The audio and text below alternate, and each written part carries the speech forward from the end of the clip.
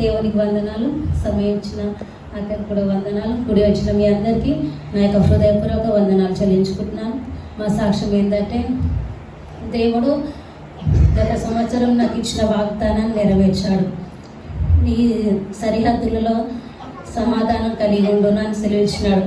ఆ విధంగా పెళ్ళైన నుండి నాకు సమాధానమే లేదు. ఒక మాట చెప్పాలంటే, ఆర్థికంగా బాగా ఉన్న ఇంట్లో నుండి లేని ఇంట్లోకి వచ్చాను ఫస్ట్. అలా విధంగా నాకు సమాధానం అస్సలు అనేదే లేదు. దేవుడితో ఎప్పుడో మొరపెట్టుకున్నాను. ప్రతి సంవత్సరం దేవుడు వాగ్దానం చేస్తుండు, నెరవేరుస్తుండు. కానీ దేవా నాకు సమాధానం అనేది లేదు ఎందుకు అని చెప్పేసి అన్నప్పుడు, నేను కాలకల్లో ఉన్నప్పుడు నాకు సాతాను శోధన బాగా పనిచేస్తూ ఉంది. వాళ్ళు హిందూగా ఉన్నప్పుడు ఇల్లు కట్టిరు. దాని ద్వారా నాకు శోధన అనేది బాగా ఎఫెక్ట్ అయిపోయింది. సరిగా ఉండదు అని కాదు, అసలు ఆరోగ్యం అనేది మంచిగా ఉండకుండా ఫస్ట్ ప్రెగ్నెన్సీ పోయింది. తర్వాత కవల పిల్లలు పుట్టారు. దేవుడు కృప వల్ల, దయ వల్ల వాళ్ళని రక్షించాడు. వాళ్ళకి ఇప్పుడు 7 సంవత్సరాలు మంచి ఆరోగ్యాన్ని ఇచ్చాడు. అందరిని బట్టి దేవునికి వందనాలు. మరి ముఖ్యంగా ఈ సంవత్సరం సాతాను మనల్ని ఎంతగానో శోధించుడు, ఎక్కువ ఇబ్బంది పెట్టిండు. ఎప్పుడు చూసినా అనారోగ్యానికి గురి అయ్యేవాళ్ళం. వచ్చిన జీతం రాగానే చేత పడంగానే హాస్పిటల్కి వెళ్ళేవాళ్ళం. 3 పిల్లలు, నేను. అదేవిధంగా జరుగుతూ ఉండగా అక్కకు ఫోన్ చేసినాం. ప్రతిసారి ఫోన్ చేస్తే ఎంత విసుకుంటారో అనుకున్నాను. కానీ దేవుని కృప వల్ల, అక్క ప్రేమ వల్ల మాకు ఎప్పుడు ప్రార్థన చేస్తూ ఉంది. అనుదిన ప్రార్థనలో మీరందరూ జ్ఞాపకం చేసుకున్నారు. అక్క ప్రేయర్ చేసింది. నాకు గొప్ప విడుదలను దయచేశాడు దేవుడు. నాకు బ్లడ్ ఇన్ఫెక్షన్ అయింది. బ్లడ్ ఇన్ఫెక్షన్ కూడా తొలగిపోయింది. అదేవిధంగా గర్భసంచి తీసేయాలని చెప్పారు ఇన్ఫెక్షన్ వల్ల. కానీ ప్రే చేసుకున్నాను, దేవా ఒక్క ఛాన్స్ ఇవ్వు. హాస్పిటల్కి అయితే వెళ్తున్నాను, చివరి స్కానింగ్ తీసుకుంటాను. నీ చిత్తం అయితే నేను మీరు స్వస్థపరచు, లేదంటే తీసుకోవాలంటే కూడా నువ్వే తెలియపరచు అని చెప్పేసి హాస్పిటల్కి చివరిగా వెళ్ళేసరికి డాక్టర్ చూసి ఎవరు చెప్పారమ్మా గర్భసంచి తీసుకోమని, కడిగినట్టుగా ఉంది నీ గర్భసంచి అని సెలవించింది. మళ్ళీ నా పిల్లల పట్ల నేను ఎంతగానో బాధపడ్డాను. ప్రతిసారి సిక్ అయ్యే వాళ్ళు ఎంతో బలహీనంగా, ఎంతో వీక్నెస్గా ఉండేవాళ్ళు. వాళ్ళని చూసి చాలామంది స్కూల్కి వెళ్ళి లంచ్ బాక్స్ తినిపించి వచ్చేటప్పుడు చాలామంది అనేవారు, ఈ పిల్లలు ఏళ్ళలో పుట్టిరు కదా, ఇంకో ప్రెగ్నెన్సీ ఉంచుకో, వాళ్ళు బ్రతుకుతారా లేదా అని కూడా చాలామంది నన్ను ఎప్పుడు అనేవాళ్ళు. ఆయన కానీ దేవుని దగ్గర వాళ్ళతోటి మనిషిని మాట్లాడేదని ఇంటికి వచ్చి బాగా ప్రేర్ చేసుకునేదాన్ని. మధ్యాహ్నం పూట, దేవా ఎవరు చూసినా వాళ్ళు బ్రతకాలని చెప్తున్నారు, నువ్వు దయలేంది, నీ కృపలేంది, నువ్వు వాడుకోవు కదా, నువ్వు ఇచ్చిన పిల్లలను నువ్వే రక్షిస్తావు అని చెప్పేసి బాగా ప్రేర్ చేసుకునేదాన్ని. అందుని బట్టి దేవునికి వందనాలు. మంచి ఆరోగ్యం ఇచ్చాడు. అయితే గొప్ప కార్యాలు జరిగాయి. అనేక అనారోగ్య పరిస్థితుల్లో నన్ను మనం రక్షించాడు. అందరిని బట్టి దేవునికి వందనాలు, స్తోత్రం చెల్లించుకుంటున్నారు. మరి ముఖ్యంగా మా కొరకు ఎంతగానో భారం కలిగి టీం అంతా ప్రేయర్ చేసిరు. అక్క కూడా మాకు ఎల్లప్పుడూ ప్రేయర్ చేసింది. మళ్ళీ ఒక విషయం, నేను గత 2 వారాలు చర్చికి రాలేదు. అయితే అనారోగ్యంతో లేవలేని పరిస్థితిలో రెడీ అయినాక సాతాను గారి శోధన వల్ల నేను అట్లనే బెడ్ మీద పడుకున్నాను. పిల్లలు ఆకలన్నా నేను లేవలేని పరిస్థితి. అలాంటప్పుడు నాకు అనిపించింది, ఒక్కసారిగా అక్క మీద కొంచెం ఆయాసపడ్డాను మనసులో. దేవా, ప్రతి వారం వెళ్ళేదాన్ని చర్చికి, 2 వారాలు పోయేసరికి పోగలేను, కానీ కనీసం ఒకరు ఫోన్ చేయలేరు, ఎట్లుందని అడగలేరు అని దేవుని దగ్గర ఎంతగానో ప్రేయర్ చేసుకున్నాను. ఒక రోజుకే ఫోన్ చేసి, అక్క ఫోన్ చేసి ఇంటికి వస్తున్నాను అని చెప్పేసి ఇంటికి వచ్చి మనం దర్శించి మాకు మంచిగా ప్రేయర్ చేసింది. ఆ రోజు నుండి ఇప్పటి వరకు అయితే అనారోగ్యానికి మేమైతే మంచిగా ఉన్నాం. దేవునికి వందనాలు. ఈ సాక్ష్యం దేవుడు దీవించును గాక. ఆమేన్. దేవునికి వందనాలు. నా ఆత్మీయతనికి వందనాలు. నా సాక్ష్యం ఏంటంటే, నేను పుట్టుడే అన్నింటి పుట్టిన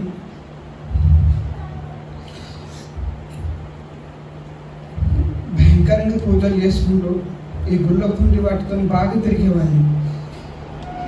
వాళ్ళు మా అమ్మ కొంచెం రక్షింపబడి వాళ్ళ కుటుంబ సభ్యులందరూ దేవుని సన్నిధికి వెళ్తుంటే నేనేమో వెళ్ళిపోయేవాడిని కాదు.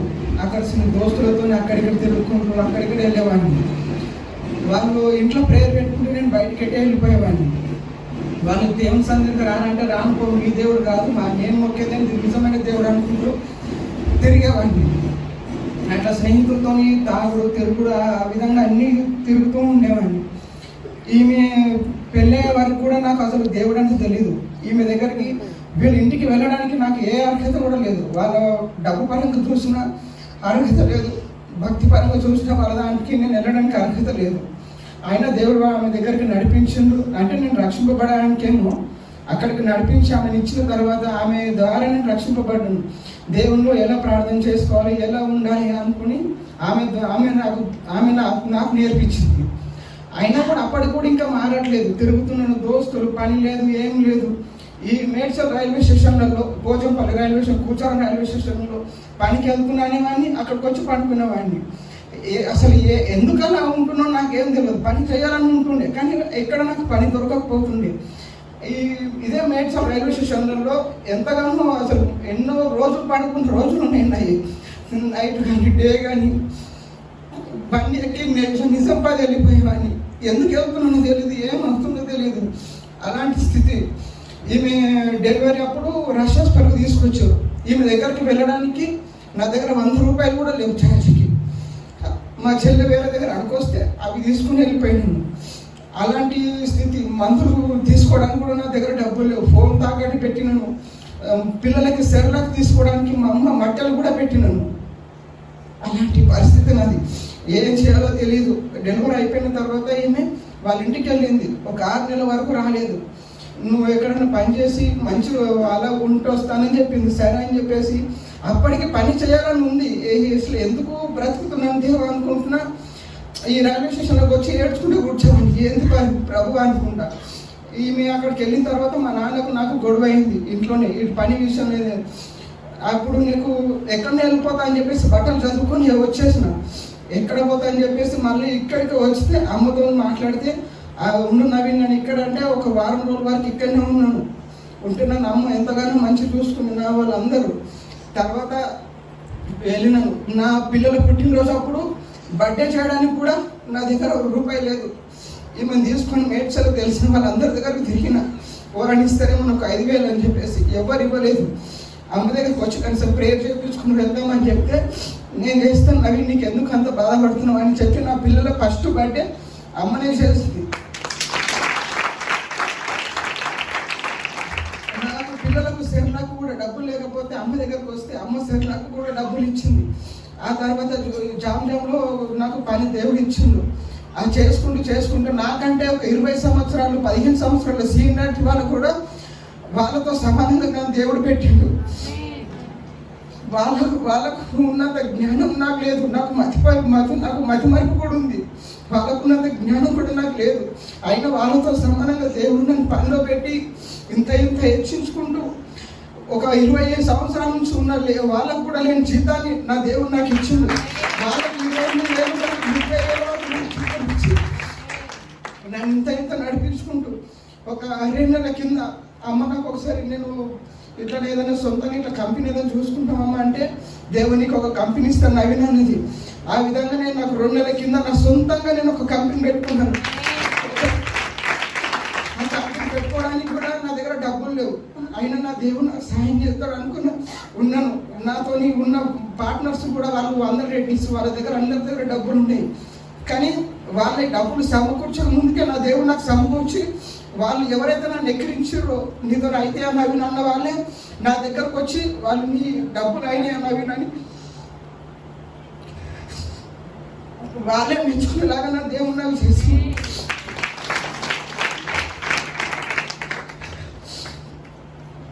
ఎవరైతే నన్ను నా ఊర్లో కూడా అందరూ ఎవరైతే మస్తు మంది ఎక్కిరించారు వీడేం చేస్తాడు వీళ్ళని వాళ్ళందరూ సిగ్గుపడేలాగా నా దేవుడు నన్ను ఈ స్థితిలో గొప్పగా ఉంచినందుకు నా దేవుడు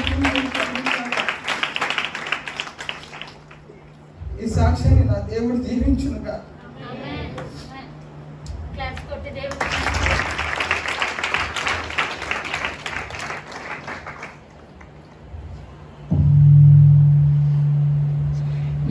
నవీన్ యొక్క జీవితం నాకు తెలుసు.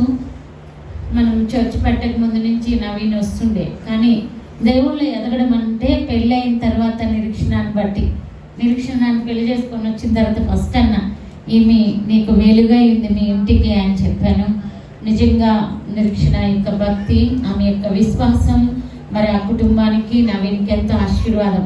వాళ్ళిద్దరు పిల్లలు మరి నెల తక్కువ పుట్టారు, 7 months పుట్టారు. నిజంగా పిల్లలు బ్రతకడం ఒక అద్భుతం. పిల్లలకి ఎంత ఖర్చు అయింది అంటే లక్షల్లో అయింది. అదంతా కూడా నిరీక్షణ వాళ్ళ ఫ్యామిలీయే భరించింది. మంచి హాస్పిటల్లో ట్రీట్మెంట్ ఇప్పించారు. అన్నిటికన్నా గొప్పగా దేవుని యొక్క కృప. ఆ పిల్లలు బ్రతకడం అంటే దేవుని కృప. నిజంగా రీసెంట్గా నిరీక్షణ చెప్పినట్టు నిరీక్షణకి బాగాలేదు, కానీ నాకు ఎంత ప్రేరేపణ అంటే నువ్వు వెళ్ళి ప్రేయర్ చేయాలి అని. ఆ వారమే చాలా ఇంపార్టెంట్ ప్రేయర్స్ అవన్నీ చూసుకొని ఒకరోజు వారిని దర్శించడం జరిగింది. దేవుని ప్రేరేపణ అయితే అలా ఉండే. నాకు 2 నెలల ముందు వెళ్ళినప్పుడు నవీన్ 6 నెలల ముందో 3 నెలల ముందో ఐ డోంట్ నో, కానీ కొన్ని నెలల ముందు నేను వెళ్ళినప్పుడు నవీన్ అమ్మ నా కొరకు ప్రేయర్ చేయి, కంపెనీ ఎత్తేసారు, జాబ్ లేదు, కంపెనీ తీసేశారు, ఉన్న జాబ్ పోయింది, ఇప్పుడు ఏం చేయాలో నాకు అర్థం కావట్లేదు అని ఇంకొక జాబ్ కొరకు ప్రార్థన చేయమ్మా అంటే తల మీద చేయబెట్టి ప్రేయర్ చేస్తుంటే దేవుడు అన్నాడు, నువ్వు కంపెనీలో జాబ్ చేయవు, దేవుడే నీకు ఒక కంపెనీ ఇస్తున్నాడు అని చెప్పాడు. అసలు అద్భుతం అండి అది. అలా ప్రొసీజ్ చేసి వచ్చిన 2 months మళ్ళీ నిరీక్షణకి బాగాలేదని వెళ్తే అప్పుడు చెప్తున్నారు, ఏం చెప్తున్నారంటే ఏ కంపెనీ తీసేశారు అదే కంపెనీ నేను తీసుకోవాలి అనుకోవడం.